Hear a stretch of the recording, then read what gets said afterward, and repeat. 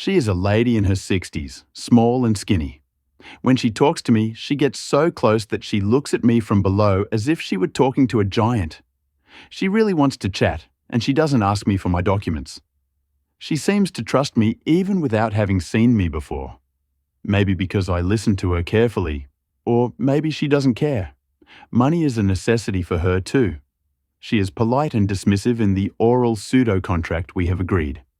I tell her about my mother, about her origins, about my relatives who live in this country, but of whom I know little. She tells me that the situation in the country is difficult. They have difficulty getting everything, but luckily she has a small piece of land behind the house, where she grows vegetables and fruit, and a chicken coop. By bartering her products, she manages to obtain what is necessary to live comfortably. I believe she is not married, and she has no children. She does not tell me about it. She still says that in the evening she is always tired from so much work. She has the appearance of someone who has spent a life hunched over the fields. In fact, her shoulders are arched forward and her robust hands, disproportionately large, seem made to handle a shovel.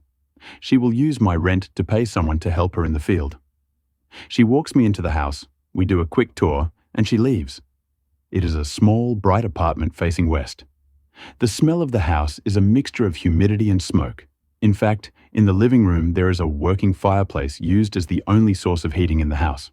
It has 2 bedrooms, a bathroom, a living room, and a small kitchen that looks like a corridor as it is so narrow.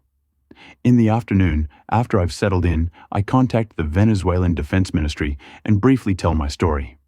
I say that I want a meeting with a senior official to exchange some secret documents concerning the research done for the Pentagon with the extradition blocked. The meeting must take place between the two of us alone in a city square, and in a short time.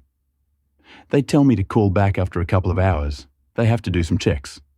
I call back and confirm the meeting. I reach the square well in advance, preparing a possible escape in case it is a trap, and I wait for him. I see him coming. He is a man in his 50s, short and a bit plump, with a thin hint of a mustache. With a dark folder in his hand, he seems lost. They sent me the 5th wheel, someone with no authority, no decision-making power.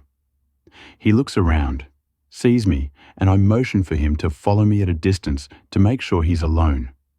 After a few minutes of walking through the alleys, while he continues to follow me, he takes a pale blue handkerchief out of his pocket and wipes his forehead. With these short legs, he seems to struggle to walk. He also breathes heavily. Taking pity on his physical condition, I decide to stop. I make him turn off the phone, and we sit near a fountain. Immediately, I realize that I am negotiating with the right person. Once seated, his favorite position, and having caught his breath, he becomes serious. You can't mess with him. No one would dare to deceive someone like him. Although this man seems patient and kind, if he gets angry, I think he goes into a rage. I give him some documents that he finds interesting. We talk for a couple of hours. I'll have to give him a few days. He will have to evaluate the files with the Defense Ministry. He tells me to leave my address and inform them of my every move. I deliberately give the number of the house in front of mine. You never know. It's always better to have a few extra minutes for a possible escape. The 3rd day, he calls me. The deal is done. He says they will delay all extradition paperwork as much as possible, at least until they come under pressure, which they cannot refuse.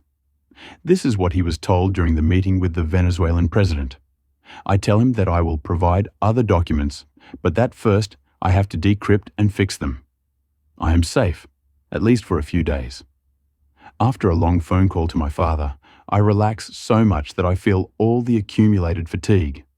Finally, after so much tension, I'll have a good deep sleep. In the morning, after a shower and a strong coffee, I feel a new person.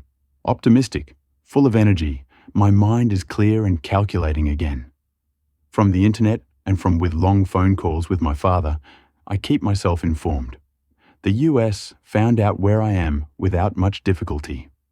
My father tells me he does not talk to anyone about my running away. He totally supports me, but he cannot do anything to help. He says I got into serious trouble, but he understands me, that I have courage because I was doing my duty for the sake of others. He advises me to contact my relatives in Venezuela to inform them but not to involve them in this story. After a few days, I deliver other documents to the Venezuelans, not very relevant but sufficient to continue keeping the game going.